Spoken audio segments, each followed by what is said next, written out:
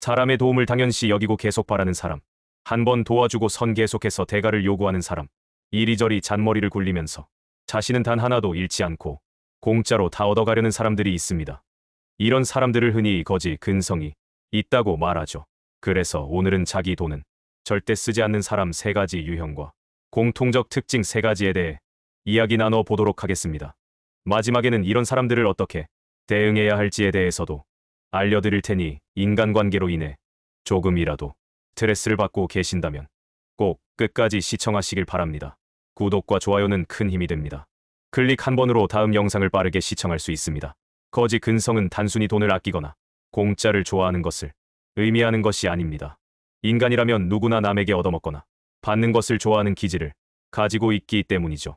이러한 특성이 도를 넘어 타인에게 직접적으로 피해를 주는 것을 거지 근성이라고 합니다. 그 행위가 불법적이거나 윤리적으로 손가락질 받을 만한 행위를 하는 것이죠.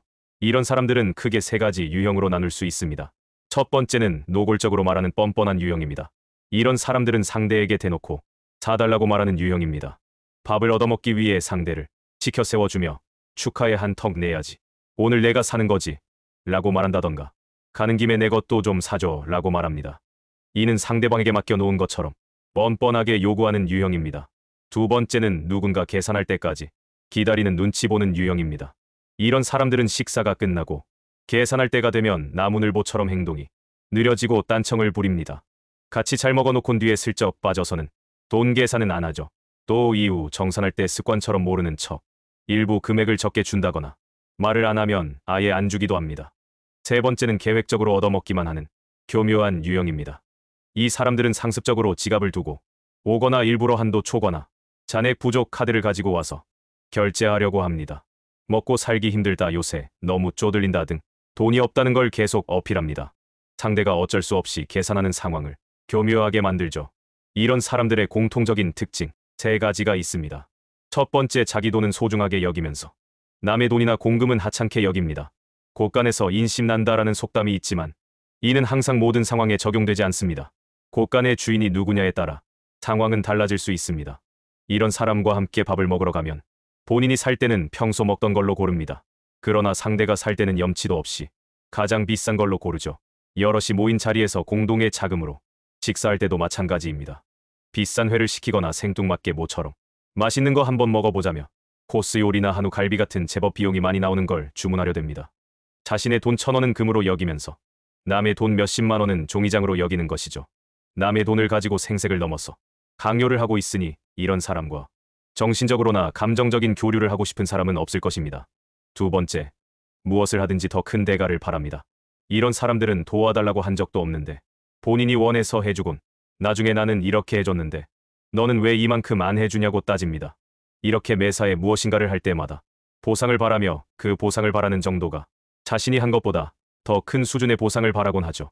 제 지인 중에 김모 씨는 한 달 전 오랜만에 친구들을 만났다고 합니다.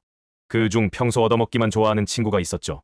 그런데 그 친구가 사달라고 하지도 않은 한우를 자기가 쏘겠다며 온갖 생색을 다 내면서 다음에 김모 씨 보고 참치를 사라고 했답니다.